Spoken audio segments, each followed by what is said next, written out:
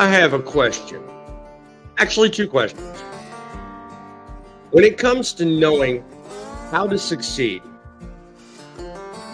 what the best moves to make are when it comes to things like vehicle maintenance, fuel mileage, decisions on the best moves to make in trucking. How do you make those decisions? Well, there are things out there. There are places to go. And there are people to talk to. This is one of those shows where you can find out quality information, ask questions, and find out all the things they'll never tell you in CDO school. So sit back and relax as we give you the skinny on what they don't tell you in school and in training. What's the second question? The second question is simply this. Shall we begin? From the trenches of trucking experience and a passionate heavyweight in the Truth in Broadcasting Network. Welcome to Truckin' City News Frontline Podcast. Hosted by the most opinionated broadcaster on YouTube, Boss Man.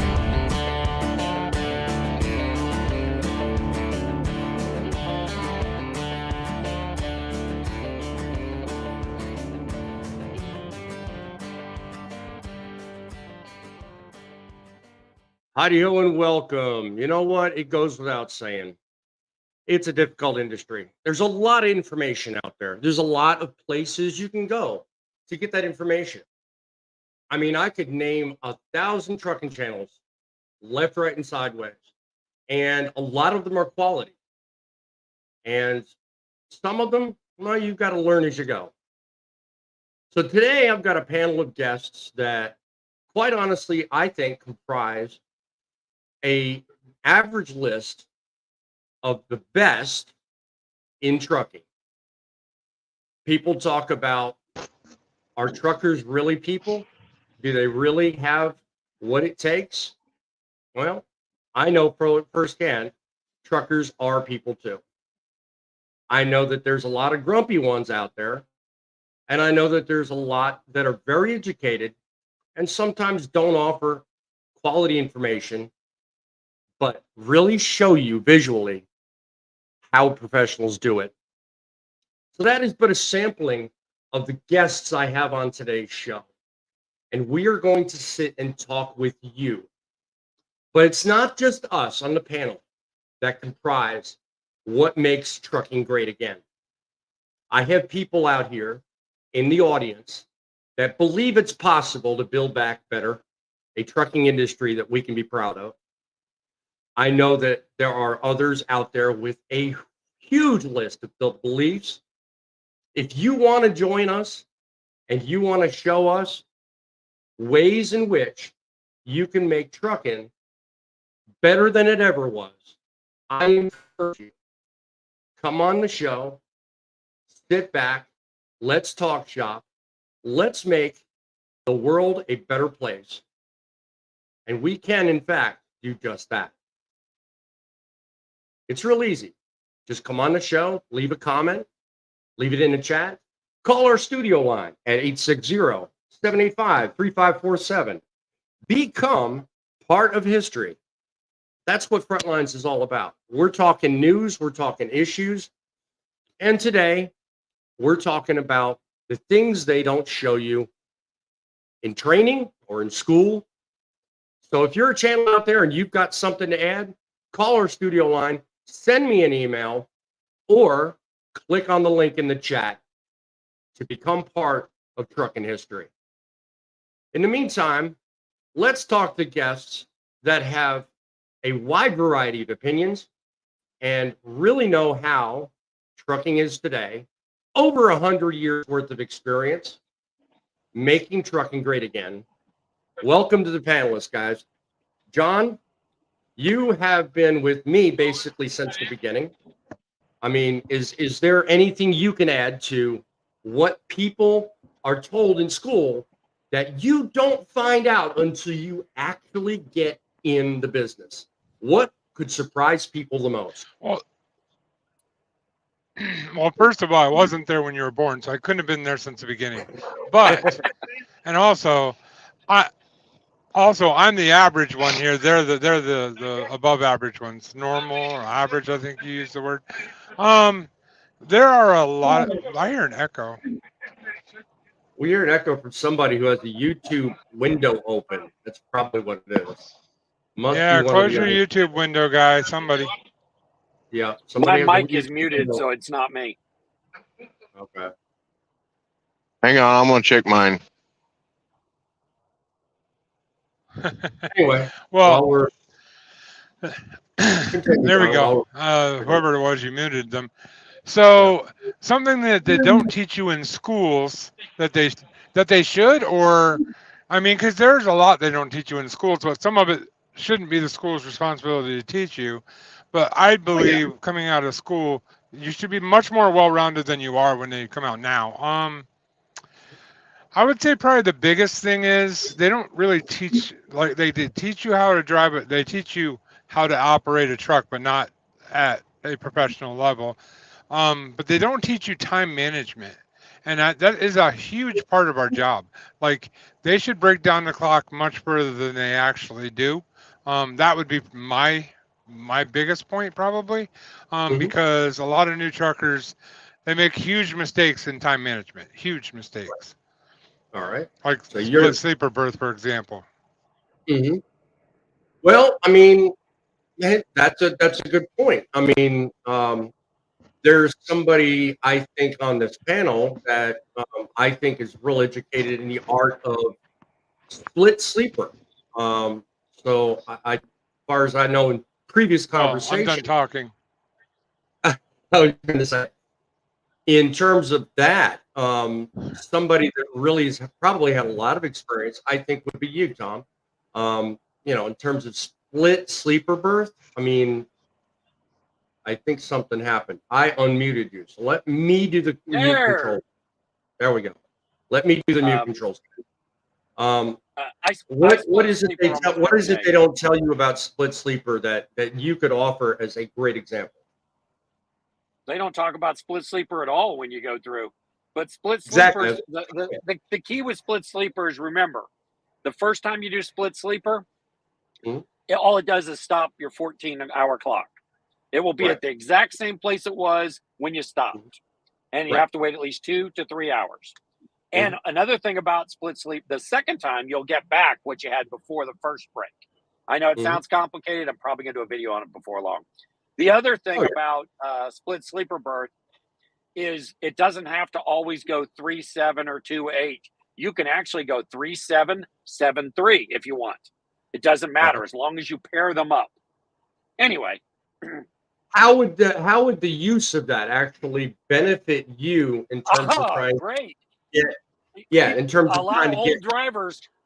A lot of old drivers who say there's too many regulations on truck drivers are really quick to say they're not able to take a nap. They're not able to stop due to traffic. So you're driving down the road and you know you're going to hit Atlanta at 5 o'clock.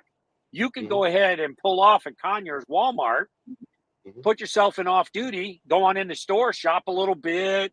Then you can come back out to your truck 2 hours later and your clock has went right back to where it was when you shut down. You can jump in your truck now at 7 o'clock at night. You'll be able to go through Atlanta without having to fight that traffic. And then later on, you stop and take an 8-hour sleeper berth, and it'll pair together. The 2-hour and the 8-hour pair together. And as soon as you pair it together, you get your time back and you get to keep on rolling. And another neat thing about split sleeper berth is that you don't lose the time. Like, for example, we have an 11-hour drive day. If you shut down and take a 10-hour break after, say, you only drove 9 hours, you just lost that extra 2 hours. That doesn't happen with split sleeper berth. It just keeps kicking down the road. You never lose anything. Whatever you had keeps going forward. There you go. Yeah, that's good to know. I mean, I'll be honest with you, Tom. I've never really experienced, or tried that whole split sleeper. But the way you just explained it makes me curious now, because I mean, I've always been of the mindset that if anything interferes with my normal sleep schedule or knocks me out of a normal pattern, I've always been intimidated by trying to put that into my normal schedule because I'm one of those that you picked on a second ago. I'm old school. I believe in the 14-hour day, 10-hour sleep, 14 and 10, 14 and 10. That's just me. Sometimes I'm afraid to put that in there, and the last thing I want to do is put myself in jeopardy of not being able to get that full day next day. So I'm always intimidated, but hearing you talk about it now, I'm not so worried about it because it makes more sense. But see, those are the things they never tell you in school. Other things like how to handle, your problems on the road and stuff like that. I mean, you've gone through a number of problems here recently, Grumpy, where you've had issues dealing with issues on the road and how to deal with mechanical breakdowns and stuff like that. So what can you offer that they won't ever tell you being trained or being schooled in school? What would be some good advice on your front? Well, partly be like what Tom and John were talking about the split stuff. I mean, they really don't go into great detail about that. They say you're going to learn more about that when you get with your trainer and stuff.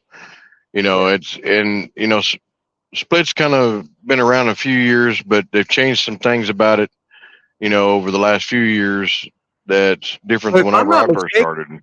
But if I'm not mistaken, you've recently had to experience, should I or shouldn't I, recently in the last week, because you've had a couple of instances that kind of ruined your day.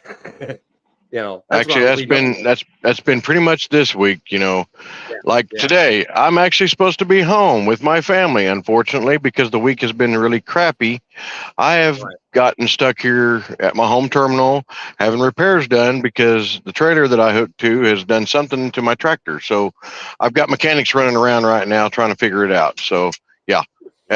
They don't teach you that stuff in school. They tell you, you're going to have breakdowns, but they don't tell you what. No, they never do. Yeah. So, want to acknowledge and welcome some guests in the chats. I'm sorry we started a little later than normal, guys, but technical issues are the realm of the day. 7C's in the house. Welcome you, my friend. I'm glad you're joining us. And no, we're not cooking hog, but boy, I'm feeling very piggy today. I'll tell you what, I'm fighting a cold. I've been fighting it all week, but definitely feeling a lot better. He said he's cooking hog. Oh, he is. Is that what that? Well, it said we, so I thought maybe he meant the show. So I was all right, whatever. Leave it to me to misread comments, right? Sounds yummy. Trucking is dead. Hey, we're all welcome to join. Good morning to Poet. Thank you for joining us, even though you're in a different time zone. God bless it. He always joins the show. Very dedicated viewer. So welcome indeed. Let me see. Scanning comments here. Make sure I don't ignore anyone. A new face in the house. Somebody named Elvin. Hello. Greet you all from the bottom of my heart. From Azerbaijan. We are reaching the world. Welcome, my friend. And I will not even begin to try that last name. Sorry. You are Elvin, my friend, and welcome to the show. All right. Poet, driving, 1972, 65B61 Mac. Yeah, I was taught to set up brakes. No one told me that I was not to undo the clamps on the brake chambers back in the day. The spring chamber also had a removable clamp. It goes on to the next one. Damn near killed me when the spring let go. Yeah, I don't think there's very many of us that haven't surprised themselves with that one. But go ahead, John. Let me point out something about that. He just said 1972. Is that correct? Yeah, 1972. In the comment? 65B61 Mac. Okay. Not to make Poet feel old, but do you see this? I'm 52 years old. I was born in 1972. Holy crap, man. Really? Holy moly. Go there for a second, that dude's been driving forever. I'm serious, yeah. He is experienced. I mean, and if there was a way that we had internet reliable enough to bring him on, I would. Talk about building back better trucking. Boom! The man himself, the myth, the legend, Fate Truckin. Hello to you, Scott. Hey, good morning. Hey, I was born in 1980.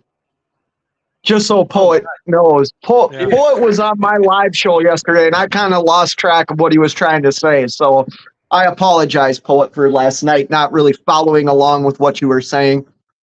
No, I'm sure he understands. He's in there, with our shows all the time, and the best way he can go in there is with the comments, and he calls the show studio line from time to time. So he's got signal. He just can't do the internet, unfortunately. So we love him. He's good. He's regular. So that's great. So what may you have to offer, Scott, that the average individual might not know about after being trained and schooled on how to truck? Give us some good stuff. Yeah, I know I'm putting you on the spot. I know. Thank you, boss man. Well, no, you know what? I think the biggest thing I've taken away from my training, even when I started back in '99, is I just constantly stay vigilant. Like I constantly am learning new things. I have not gotten to the point yet where I'm uncoachable or untrainable. I think when you get to that point, you become complacent, and that's when accidents and stuff happens. You know.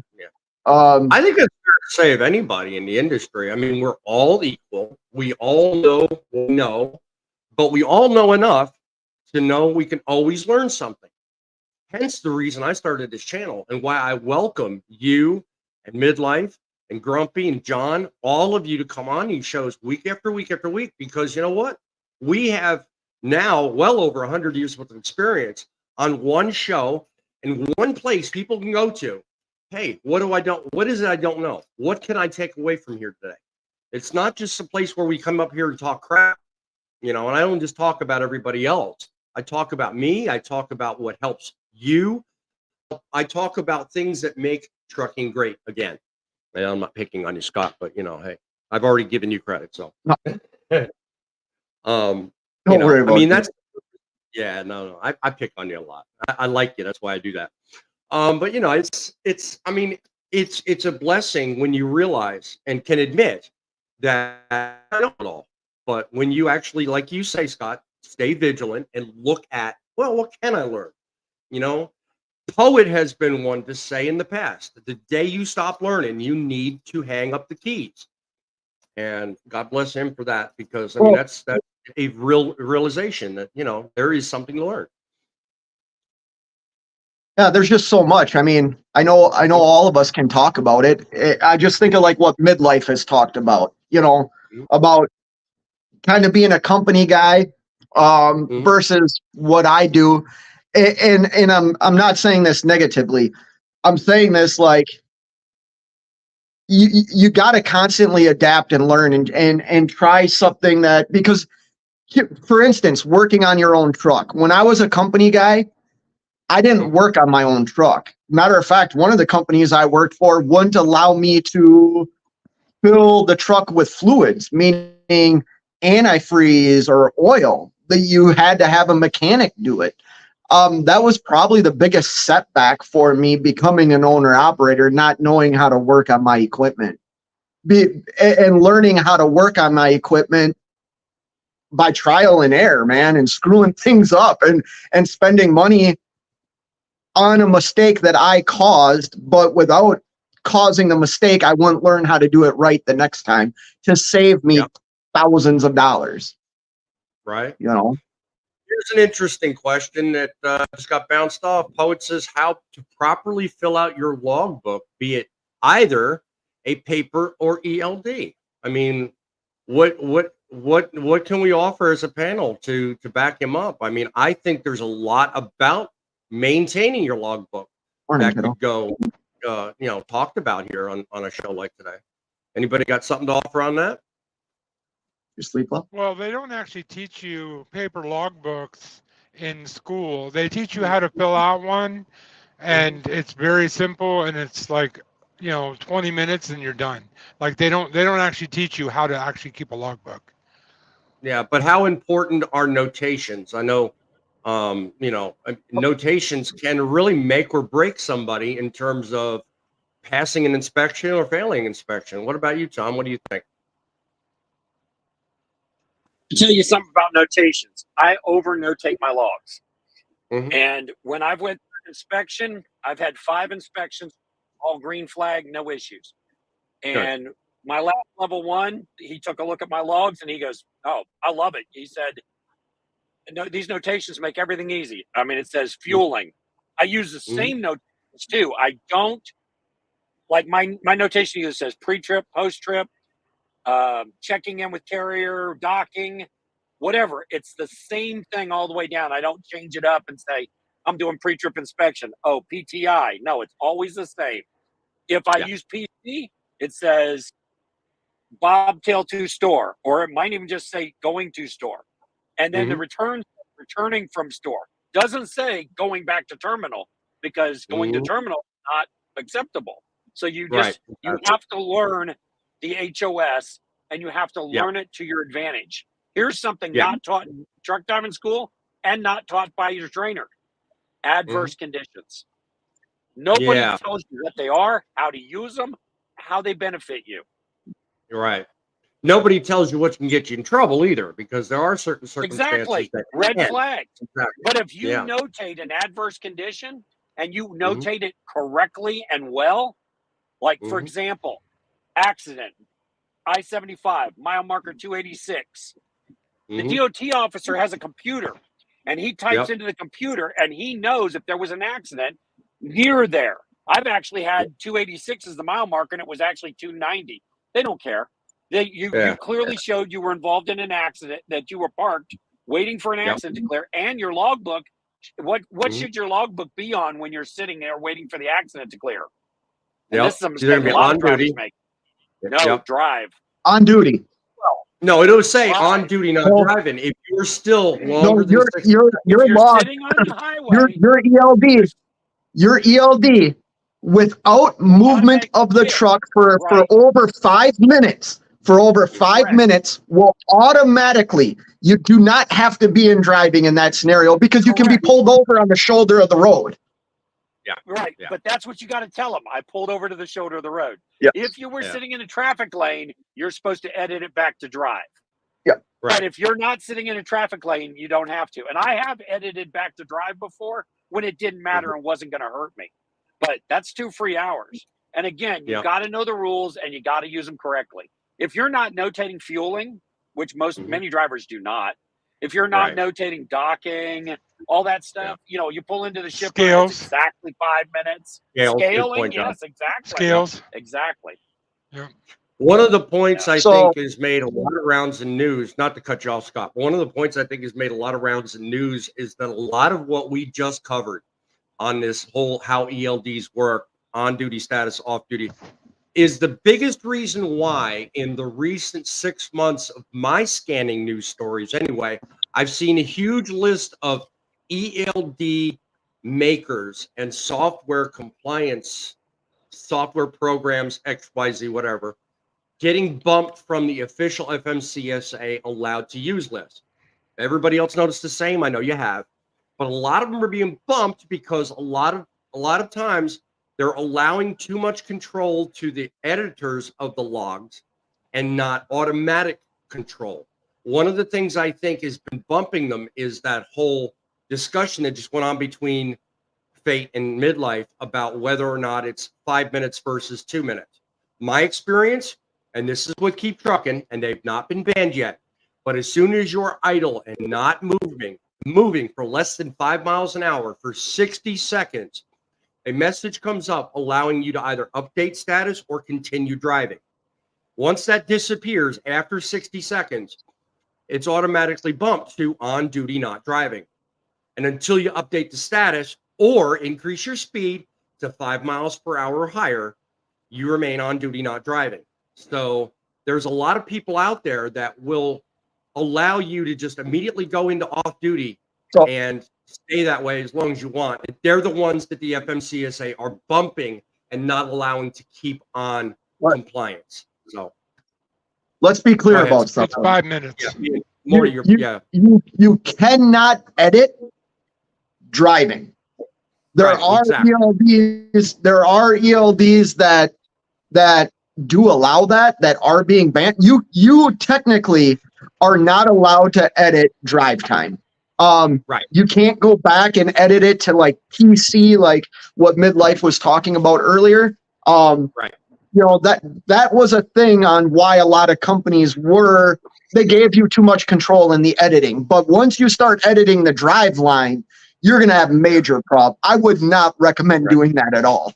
Never under any Now a circumstance. carrier can edit drive line, but if Yes. the carrier does, it's going to be a flag. And it's going to come my to you. Yeah. Correct. My carrier has edited drive line, for example. We have a 45-mile limit on PC. And there was a time I needed more PC to be able to make it to the house. And I was truly going PC. I was going home from a drop lot, which is considered an acceptable reason. But I had to cross Atlanta, and it was going to take me 77 miles. So what happened is after 45 miles, I kicked onto drive line. I went ahead and continued all the way to the house. When I got to the house, they changed it from drive to PC, and they put a notation underneath it, and you clearly could tell in the logs, and it said authorized PC by carrier. And then I had to verify again. Yeah. So Midlife brought up earlier too about editing, like the wording that he uses in his logs, and that could not be more accurate. God, we got to find a reason to fight, Midlife. I feel like I've been agreeing with you too much lately, but he's 100% right. And you know what? Like it's saved my butt too. I probably well, what's the word I'm looking for? I add things that I probably don't need to add to my logs because it saves me. I've been pulled into get my logs inspected, and it's like, oh, you're in sleeper duty, but you know the back data shows your truck was moving like, you know, a fraction of a mile an hour, and it's like, no, man, look, I log everything. My restroom breaks are logged because technically a restroom can be off duty. That's right. So when you go into a rest area to go to the bathroom, are you actually logging went in and pooped, or just went into the bathroom? Nope. Restroom. Okay, Restroom. on mine, I log You don't tell them what you everything. did in there? No. My standard for stopping for a restroom break is driver break. So if I stop to get a snack or go to the bathroom or whatever, I put off duty and I put the word driver break. And it's consistent. You can look back over my logs day by day by day, and you see maybe I stopped 3 times for driver break. Now, another thing I use that split clock floor for here recently is, you know, my TikToks and YouTube where I've been doing the drone videos. Well, say 5 or 6 o'clock's coming up, and I happen to know I'm passing a good truck stop that's going to have lots of good backing, but I'm not going to spend the night there. I can stop, take a 2-hour break, put my drone up, get some footage, get back in the truck, drive on a little while, and catch the 8 hours later. Yep, there you go. One of the points Poet brings up, chaining up. That's another great topic. I mean, I know oh, stop it. Don't jump the gun, Tom. When I was trained and I learned to drive in New York City, listen to me. That was actually one of the training experiences I went through. New York City? Yeah, I learned to say New York, and I learned during a snowstorm. That was where I took my CDL school and where all my training went. And one of the things that was pounded in my skull was, well, if you're going to drive anywhere that has winter snow and all this, there's certain months of the year you need to worry about carrying chains. And the first company I drove for, of course, mind you, made me visit a chain bank. And they made it a point to show me there's 2 types of chains you can use. There's your standard chains, but then there's also those strings that go around. And I forget what they're called. Never used them, don't care about them. But they made it a point to show you the difference between the 2. Yeah, there you go, socks, yeah. They had those strings around me. Had to clamp them up with the hasp or whatever. It was a mess. I would never use them. But I always used the standard chains, and that's how I was taught. But Poet brings up the chaining up. I mean, how many of us on the panel have ever had to actually do it? Good question, I thought. Let's add. You just brought up another thing not taught during CDL school or training. Chaining. Exactly. I've never used chains, not once. I'm No. never going to use chains. Well, This company doesn't even put chains on the truck.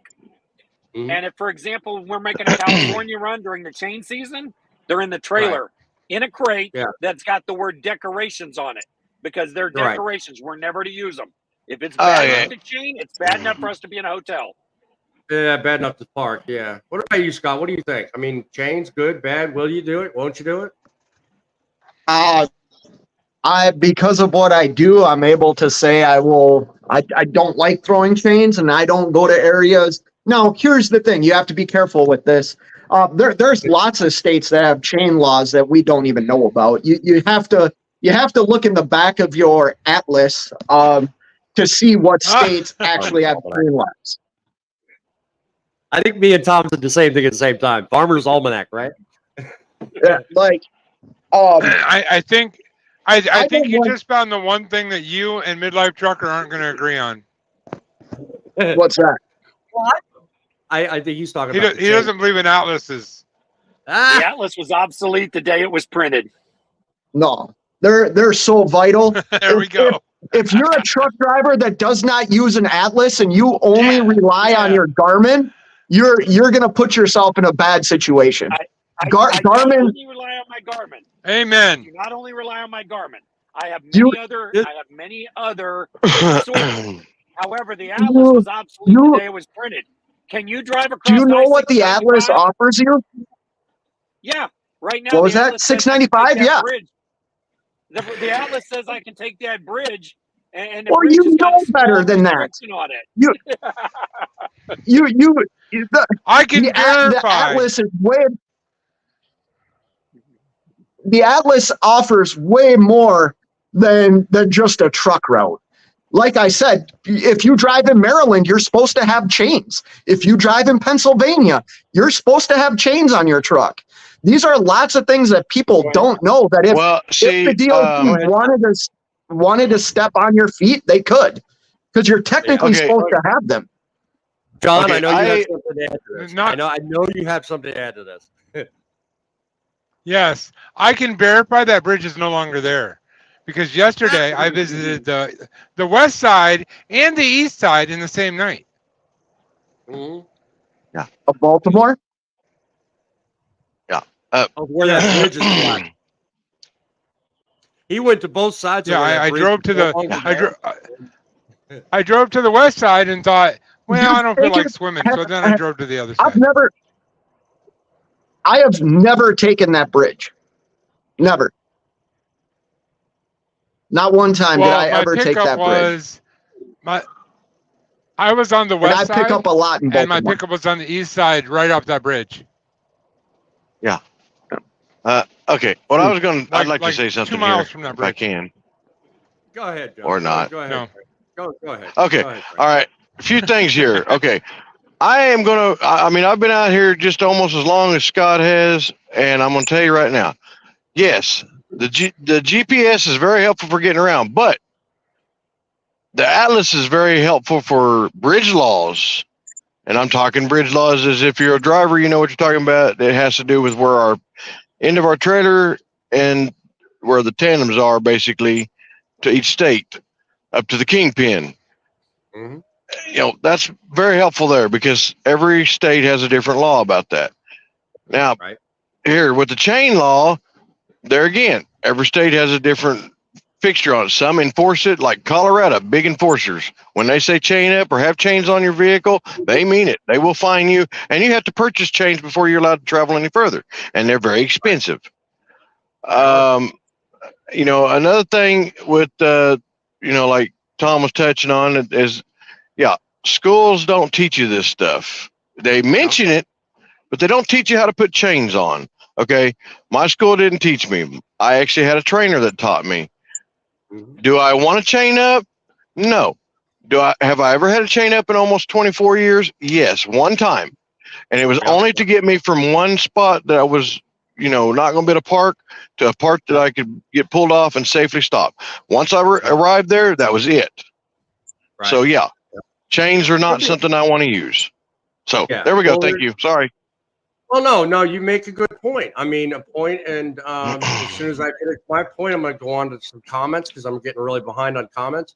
But yeah, I am of the same school of thought as another guest here on this panel, that if it gets bad enough to where it's necessary to chain, as far as I'm concerned, the chains are only as good as the next place you can find to park, and then remove the damn things. Stay off the road until you don't need them anymore. That's all the chains are good for, as far as I'm concerned. Yes, So 100% agree. Only purpose in which I will ever consider using them. I don't carry them. One last thing I forgot. When we were talking a while ago about the getting inspected, I can say I'm blessed, I believe. In the 24 years that I've been driving, I've only been inspected, I think, twice. And there were small levels. They were real simple.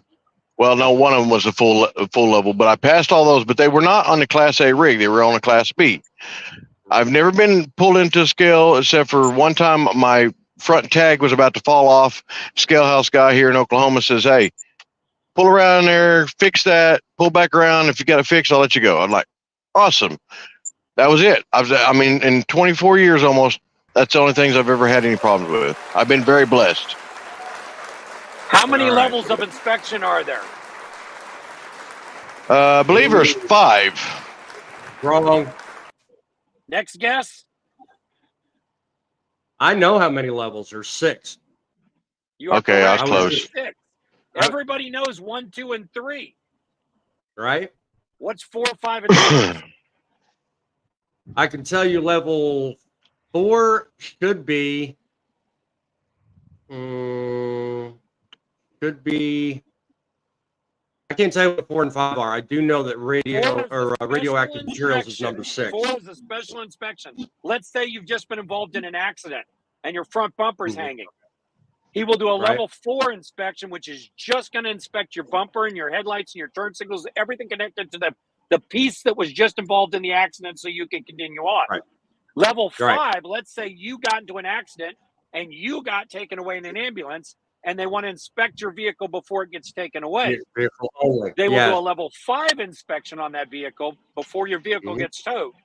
At level 6, we're never going to have unless you're hauling nuclear or radioactive and all that other crazy stuff. Right. But if you got a level 6 on your DOT on your DAC report, trust me, people are going to look at you real funny.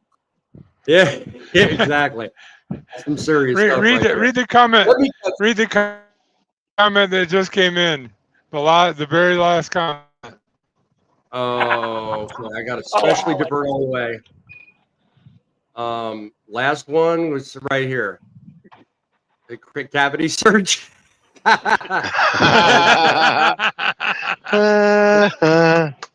a good one. I don't know you, Alex, but that's a good one.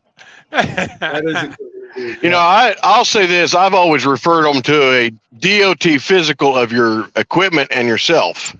So, you know, it's quite fun. Yeah. Hang on, guys.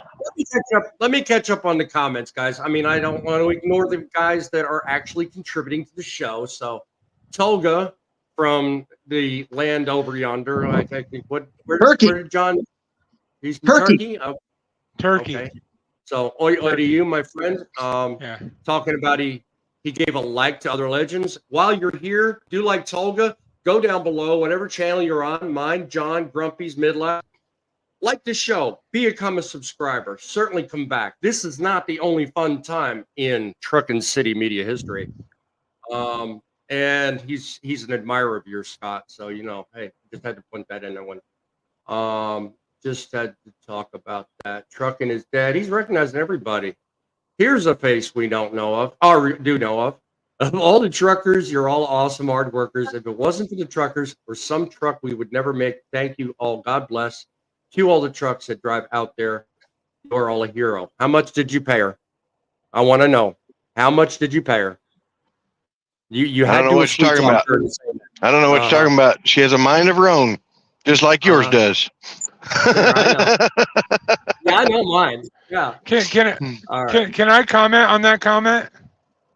You can. Sure, why not? I mean, no disrespect by this, none at all. And I'm the appreciation guy, but I don't consider truckers heroes. I really don't. I think we're out here doing our jobs because we're paid to do our I jobs. agree. We're not sacrificing our lives for our country. But I do think that truckers should be appreciated for what they do. So I do appreciate that you said that. I think in a different time a few years ago, we were more heroic, but Yeah, it would be only taking a because lot of to the time that we were in. Need help? But I do appreciate it very much, Rebecca, that you She said wasn't. that. So. Oh yeah, I guess you did refer right there at the end. Okay. You're all our hero. Yeah. Yeah. Well, Anything there else? was a time when the truck drivers were the cowboys of the road, and you broke down on the Mhm. side of the road. There was going to be a semi pulling over, help you change that Yep. tire or whatever. Things have Yep. changed so much in our industry. Nowadays, if there's half the time you can't fix what's wrong anyway. They don't even have Yep. a spare in the car anymore.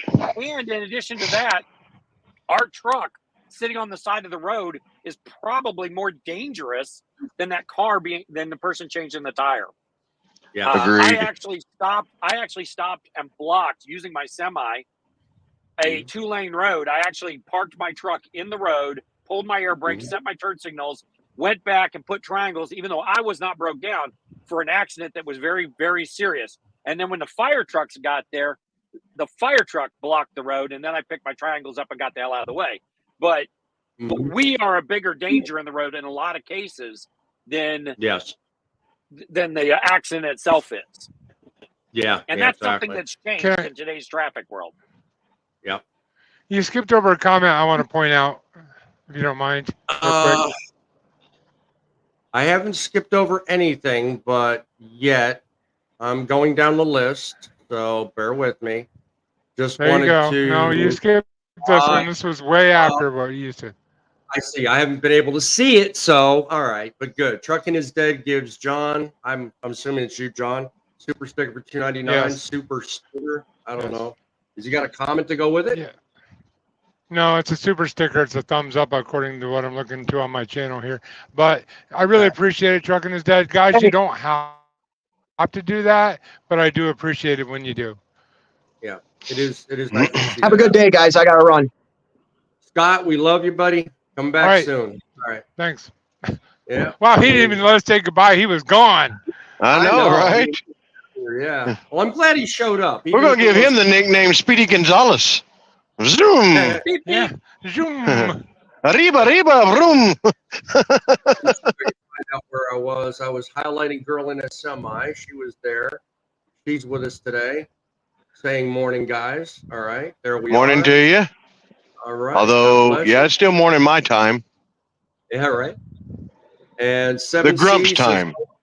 Yeah. Says, still owner operator. I don't work on my own equipment. Truthfully, I prioritize family time when I park over everything. Costs more that way, but it's what I do. Hey, I think family time is major important anywhere you look at it, no matter what. I mean, there's work, and I'm not full screen, so I can't really. There's work on one side, then there's family on the other. You never mix the two. It's always a bad experience. Trust me, I've learned that from experience. I have an agreement with the mechanics. They don't drive the truck. I don't work on the truck. There you go. That works. So I think all of us can be in unison on that one. Well, I've had to do minor things. Like last night, I was trying to find the fuse that was causing the problem, which it's not the fuse. So I'm still stuck here. All right. I'm going to read a couple more comments, and I'm going to have to hand it over to you guys for a minute. Poet, I find this hard to believe, dude. 61 before you learn to chain. Dude, you live in land of freaking snow. What do you mean you were not, you never learned to chain till you're 61? Sorry. You can't sell me that one, buddy. But I like that anyway. When he was 61, chains were barely invented. There you go. We love you, Poet. We're just picking on you. Sorry, Poet. I had to. Sorry, Poet. Yeah. There you go. Poet says, sorry, Scotty. My HR used to edit my logs without my knowledge. Wish you could see that. That's cool to see. Well, that's something right there. Hang on that comment he just made. When they edit your logs, you are still responsible because you have to click the word verified or certified. Right. And if you click it, the company is not the one that can be criminally charged with that. You would be. So if somebody extends your logs and you have a wreck, the carrier is not criminally responsible. You are, because you clicked verified and you accepted it. And it still red flags it to where it's visible. So if you get audited, it's there. I mean, there's no getting rid of that. Yeah. Yeah. So you got to be very particular about who can control what. And that's half the reason why most of these ELD companies are in scrutiny the way they are. And moving on to our next comment, though, FMCSA is kicking out some ELD companies because they get audited and find out the company and operations have edited the log, mostly driveline. That was to, I think, Scott's point earlier, and that's where she's mentioning that. So good point, girl in the semi. I appreciate you contributing to that. We're only allowed 70. Now that's interesting. 70 kilometers. That, if I'm not mistaken, and my math is right, that's only 45 miles an hour. Well, no, I'm looking right at it. 45 miles an hour. No. What he's saying is speed. It's a distance. Exactly. He's saying distance. Okay. 70 kilometers is approximately around 2 hours, because that equals about 140 miles, or about 120 if my math conversion rate's off. Your math's backwards. Oh, is it backwards? Yes. Okay, so that would be a lot less than 200, and that would be like a half hour. Miles. That's kind of restrictive. Well, if 70 kilometers per hour equals 45 miles per hour, right, roughly. It's not speed. It's not speed. I understand, but I'm trying to say, if you can do 70 kilometers in 45 miles per hour, then it would be roughly about maybe a little over an hour worth of drive time. 43.5 miles. Okay, so it's just under 45 miles per hour our time. I was going to say 45. Yeah, our time. Yeah, I was going to say 45. Stop saying per hour. Well, I'm from America, not Canada, and I don't do that kilometers, and I don't do that metrics. I'm not a metric man. I'm a standard man. It's still not per hour. Per hour is the speed. They're talking about distance. Well, That could be a carrier limitation as well, because we have drivers who drive in Canada, but we're limited to 45 miles of PC, but that's not by FMCSA, that's by our carrier.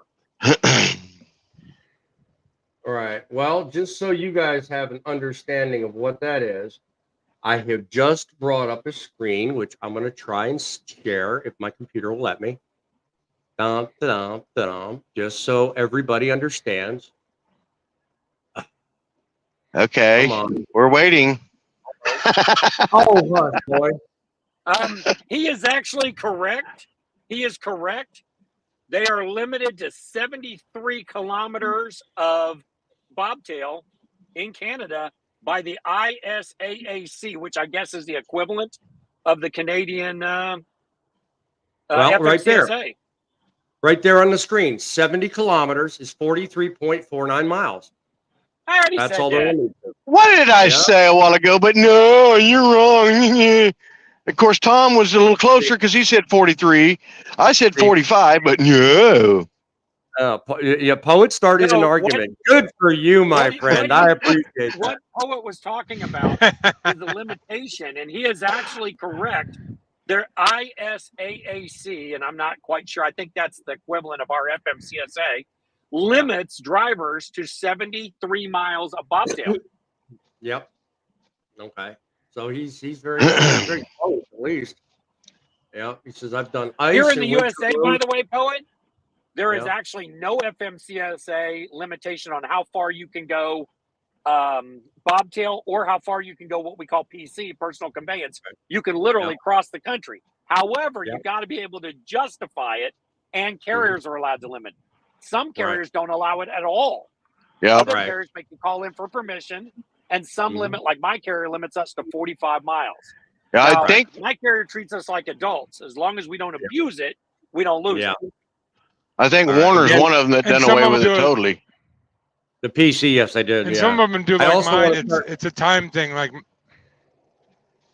Go ahead, John. Go some ahead. of them do it by time instead of by distance. Like mine is 30 minutes a day.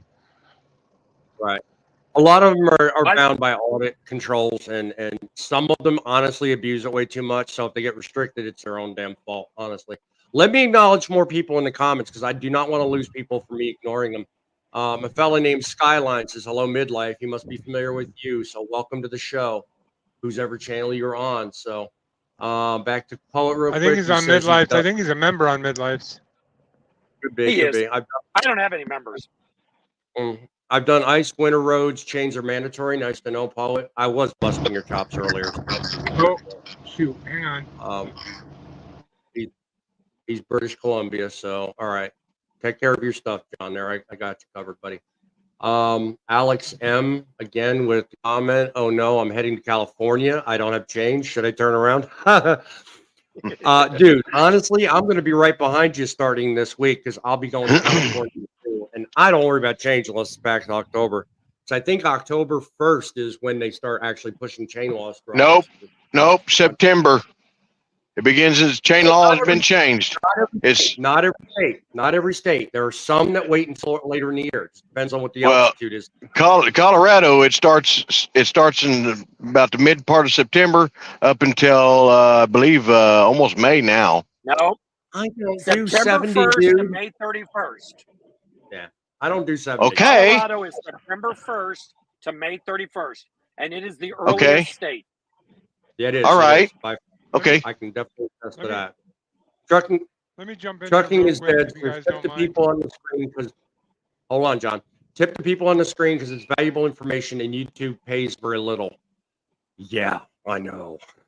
Thank you for that, Trucking's dead. I appreciate that. What were you gonna say, John? I was just gonna say, not in the same line, but on this stream that we're doing right now, there's and plus Pate was in here too, Pate Trucking. Guys, if you're watching from a different channel, take time to go and visit all of our channels and subscribe, and make sure you ring the bell and all that good stuff. Hit the thumbs up. We'd all really appreciate it. We're all building channels, and we'd like great people like you guys that are commenting to join all of our crews. So I appreciate everybody coming in.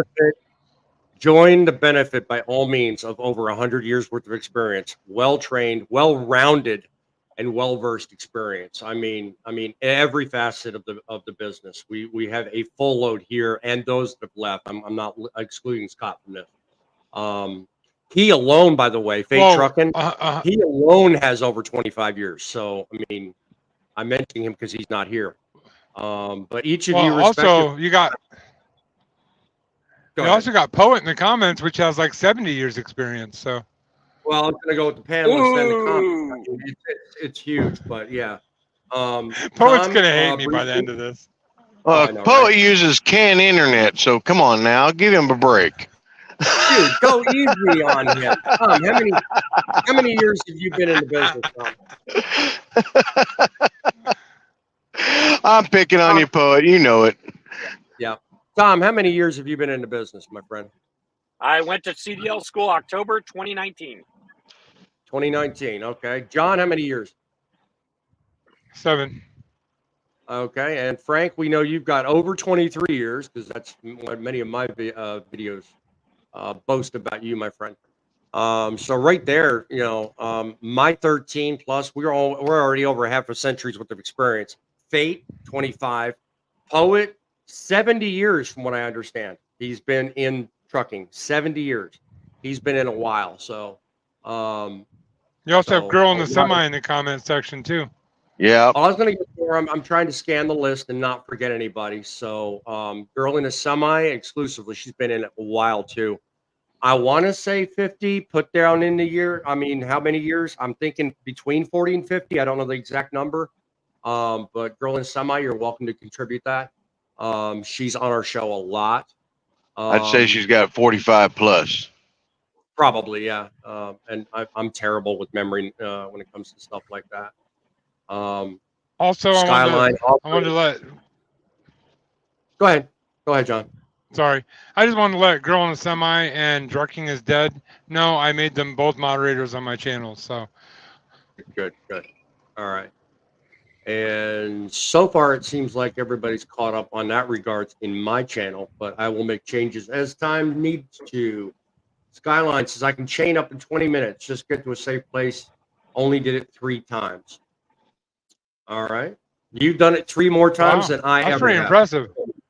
Yeah. Actually, no, 2 more Yeah, times. but that's impressive. Only done it 3 times. You can do it in 20 minutes. That's pretty good, actually. Right? Yeah. Yeah. Yeah. I'm sorry. I can't. Yeah. All right. Trying to catch up. I don't want to leave anybody out here. Somebody new to the broadcast. Donna Deschler. My brother was a truck driver, and I also give you all credit on what you do. So thank you very much. We appreciate you acknowledging that. But it is people like yourself that order with the confidence that trucking will not go anywhere. And that's why we do it. And to John's earlier point, I look at it this way, and this is just my belief. You guys can differ from me if you'd like. Trucking is a lifestyle choice. In my entire life, I've been in transportation one way or the other. I've been in 3 different sectors of transportation.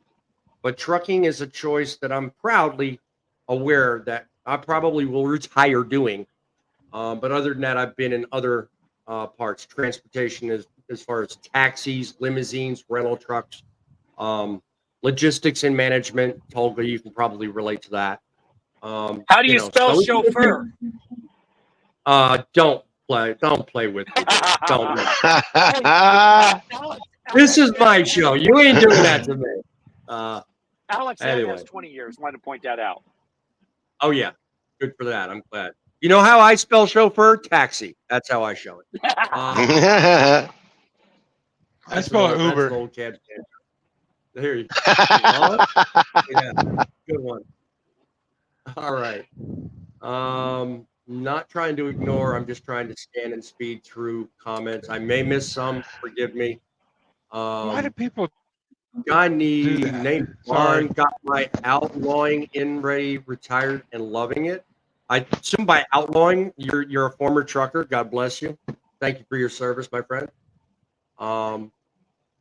During dropping hooks, I heard something, Mom, but give me a minute. I used yard. I think he meant yard moves and hit drop and hook tab. Is that okay? Yes, that's fine. Yeah, that is legal. Say, don't leave shipper property. Yard moves are permitted, but that's as long as that's dependent on the carrier. Usually, it pertains to anywhere that is illegally fenced in or that is gated. Is the way they look at it. Yeah. Now, you do not want to use yard move if you're at like a truck stop. That's a big no-no. Yeah. Well, kind of. Actually, what the FMCSA says is it has to be restricted from public traffic. So if you're at a Petro, like Bordentown Petro, and it has a gate which restricts people from public traffic, it says no public traffic allowed, you're allowed. Good point. So at a terminal, good point. Any place that keeps cars out. So it can either have a fence, it can have just signs that say restricted area, no private vehicles, or it could be like a Petro or something. And you could feel free to use yard move anywhere, but you just have to be able to justify it. Poet sets me straight, and I like the fact that you guys will call me out when I make a mistake. He says, I'm 70, he's been trucking for 54 years. Apologies, dude. You're still older than dirt. I don't care. Poet's taking a beating today. I'm there. Feel the love there, Poet. Feel the love. He's getting me back, though. He calls me out when I make a mistake. So you're getting an email after this one for sure. Probably, yeah. But there's your chauffeur right there. Dude's right on it too. Look at that. Yeah, midlife, and this gentleman's not even from here around in the States, and he knows how to spell it. Yeah. He probably knows the taxi business better than me. I ain't gonna dismiss that. I'm done picking on guests because they get back at me. Hell with that. Said you all truckers have a heart of gold. Keep up the awesome job. Stay safe out there. All right, and back at you, my lady. I appreciate that. Let's say chauffeur. Tolga, really? I had you back. I'm picking. Just wanted to say to Grumpy, this is the best your audio has ever been. I don't know what he's doing different. He's still a grumpy old trucker. What more do you want from him, 7Cs? I know, right? He's the happiest grumpy old trucker I ever met. Seriously, right? Yeah, exactly. Anyway. All right, so I mean, we've gone around the gamut. Can anyone on the panel think of anything I may have missed that could be a sticking point of good information? No one teaches you in trucking school. You'll not find out by any trainer, but it's almost necessary. You have to know it to succeed in trucking. What say you, John? What would be a good thought in your back pocket? What would be a good thought in the back pocket? Well, the best thought would be that I'm actually getting a closing statement today because the host is being nice to me today, which is I'm gonna call that out and say thank you for that. Because last time he just cut me right out. I know. I would say that.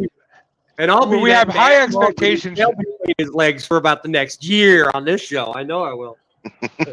We have high expectations for schools that train people how to drive, but in reality, their job is only to teach them how to operate a vehicle, not how to actually be a professional driver.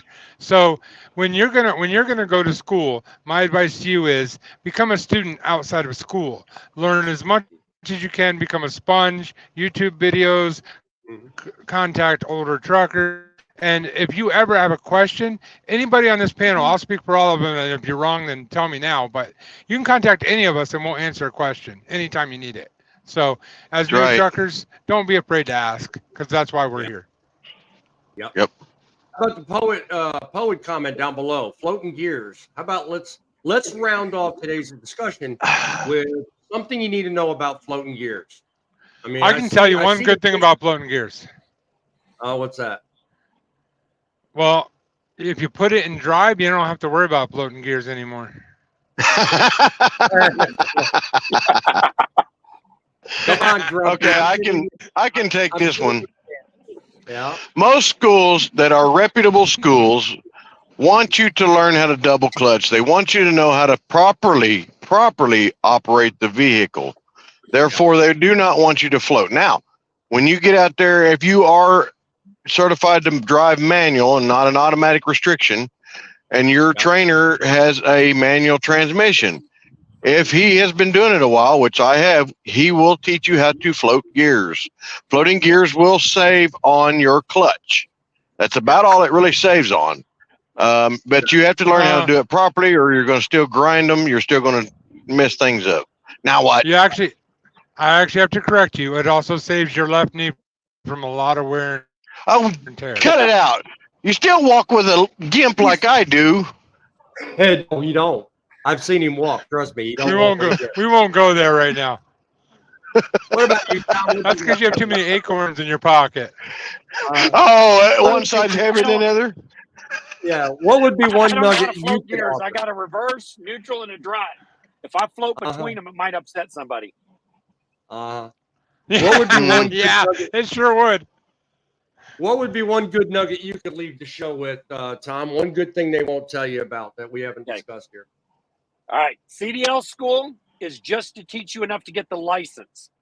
Training is where you learn how to drive the truck. Experience is where you learn how to master the career. And you've got to put all three together. You can't skip any part of it. The guy who backed into me on that TikTok video was 2 months out of CDL school.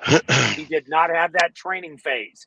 He went to a trade school CDL. He did not get to experience the training portion. Yes. And it's important to have all parts of that. And I'm not talking about team driving, although many companies do team drive instead of train. You got to have that training phase. You got to have a trainer in the passenger seat who shows you what to do, because otherwise you don't learn it all. Right. Exactly. Guys, I'll tell you what, it's shows like this that reinforce the fact that it's not only important to learn the best ways to do the job, but it's also important to network with others, because it's people like this panel right here, this show you're watching, that make it possible for you to do just that. Definitely keep your eyes open to the world in front of you. Don't forget the side mirrors, and don't forget to reach out to people like Driving with John, Midlife Trucker, Grumpy Old Trucker, Fate, and all those that have joined us on our panel today, and make it a habit to ask questions. Because at the end of the day, questions are just those things that you're not sure of. And when you ask the right ones, believe you me, the world of possibilities is almost limitless. You guys are what make trucking possible. Trucks make the deliveries, but it's you that make it possible, that make the difference. So until next time, guys, keep the wheels spinning, keep the eyes out in front of you, and by all means, keep a rolling.